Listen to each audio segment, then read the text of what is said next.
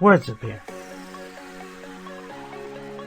Whose planned life is it anyway?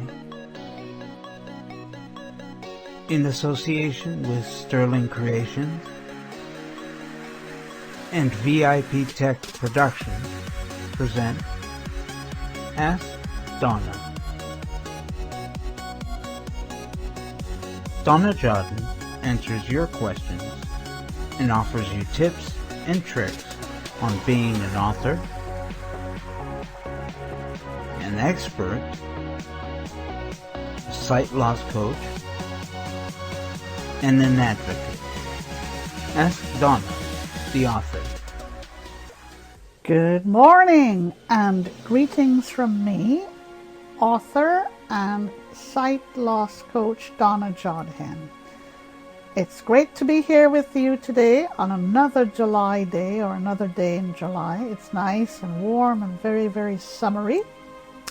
And I want to thank those of you who are tuning in today, those of you who have been listening to me for the past few months, and those of you who have taken the time to send me your thoughts, your feedback, and your suggestions. Because it is only through you and with you that I can continue to come to you every week. I also thank my very good friend Victor Guvia for giving me this opportunity to come in and talk with you every week. Victor is a dear friend. I've known him for many years now. We first met many years ago when Victor gave me some coaching tips on how to play chess. And we've remained good friends over the years, so thank you, Victor. Right, for today I am going to wear my author's hat. And we are going to discuss a very interesting strategy that I have. It has worked over the past few years, especially during the months of July, and I developed this strategy after careful consideration. So, some of you may think that this is a strategy that, not gonna work because I don't like seagulls, I don't like to hear them, I just don't like them. But trust me, I don't really like seagulls myself, but they have an interesting sound, and the sound often encourages me to spark and stimulate my mind, my imagination, and my creative juices. It really sweeps my mind of all the cobwebs that are there hanging out or hanging in or hanging over. So I am encouraging you to use the sound of seagulls if they're close by, when they're close by, to help you out. You may also want to think of the sound of waterfalls if you are close to waterfalls. Just the sound of waterfalls flowing gently, or they may be flowing more vigorously. So, seagulls and waterfalls for the month of July. These are proven strategies to me and ones that I use all the time, especially in the month of July, to help me spark my mind, my imagination, and my creative juices. I call this the MIC principle. M for mind, I for imagination, and C for creative juices. Okay. Reminders of water, flowing gently or flowing more vigorously and verbosely. Think of that to help you wake up your mind, your imagination, and your creative juices. Well, also think about this. Think about being able to be free and flying. And when I say flying, I don't mean literally flying. I mean flying through the tasks, the daily tasks. Free and flying. This is what this strategy does for you. Or, you could think of being able to discover some more interesting types of food. The sounds of seagulls and the sounds of waterfalls could easily encourage and motivate you to go out there and discover new types of food for the month of July that you could use to experiment at home with your family, outdoors and indoors. All right.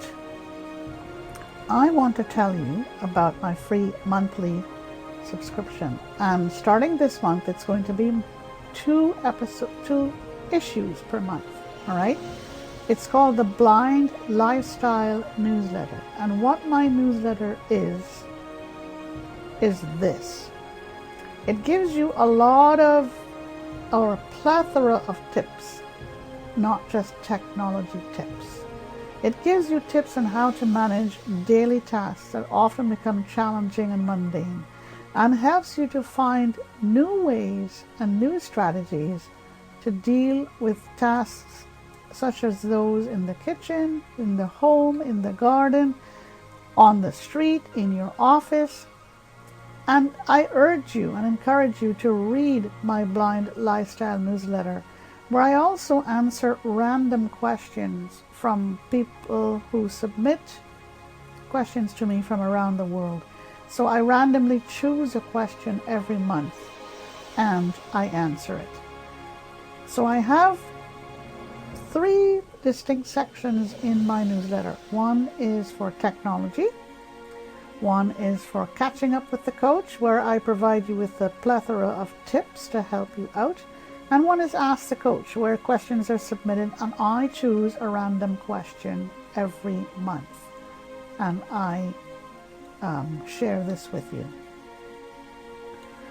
So you can subscribe to the Blind Lifestyle newsletter by going to www.donnajodhan.com/subscribe.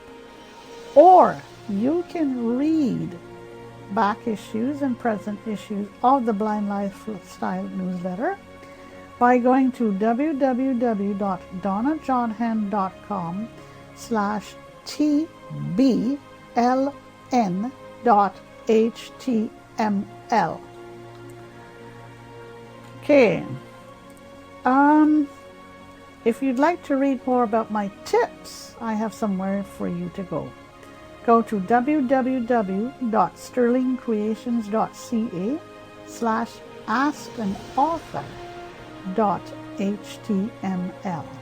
Again, www.sterlingcreations.ca/askanauthor.html. So www.sterlingcreations.ca/askanauthor.html.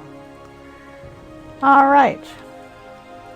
Time for the mental stretch. And oh boy, I really enjoy bringing my mental stretch to you every week, because you see, I think it's something different. You have your physical stretch, you have your neck stretch, you have your arm stretch, you have all kinds of stretches. Well, how about the mental stretch? And the mental stretch is meant to spark, or to help spark and stimulate your mind, your imagination, and your creative juices. It's called the MIC principle. M-I-C. All right? So the mental stretch depends on a different sense every week. Last week we did the sense of hearing. I could also have included with it that the sense of smell helps out, but the main sense is a sense of hearing. Okay? For this week, we're going to use the good old sense of smell.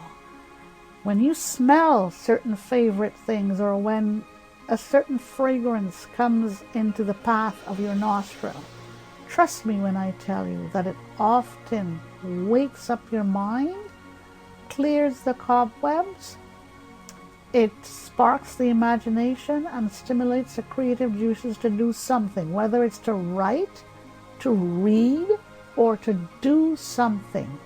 That's what it's all about. Using the mental stretch to motivate, encourage, spark, and stimulate. Now, let's think of it this way. Sense of smell. Believe it or not, the ocean has a particular smell that often finds its way into your nostrils. A pleasant sense of smell, a potent sense of smell, a fresh sense of smell.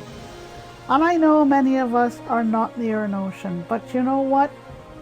We can have the sound of the ocean to help you be able to create a smell of the ocean. So you have the smell, but the sound or the sense of hearing will help you to generate, whatever you're trying to do to spark and stimulate your mind, your imagination and creative juices. Okay? How about a barbecue? The smell of a barbecue as you walk down the street, or as you sit on your deck, your back deck, or even as you are putting around in your front yard. The smell of a barbecue. Oh man, hot dogs, hamburgers, all kinds of things being barbecued. And again, the sense of this is a sense of smell that is doing this for you. The sense of taste will also come to help out the sense of smell, because once you taste what you are smelling, boy oh boy, there's no stopping you from reaching for the stars now, is it? Right. How about flowers in the garden? You smell these flowers. Oh, beautiful, beautiful fragrances. And then if you go off and touch these flowers, then again, the sense of touch is helping the sense of smell. So you see, it's not just one sense that you can use, but you can use the primary sense, which is a sense of smell for this week, and the sense of touch, which is a secondary smell for this week's mental stretch. Okay,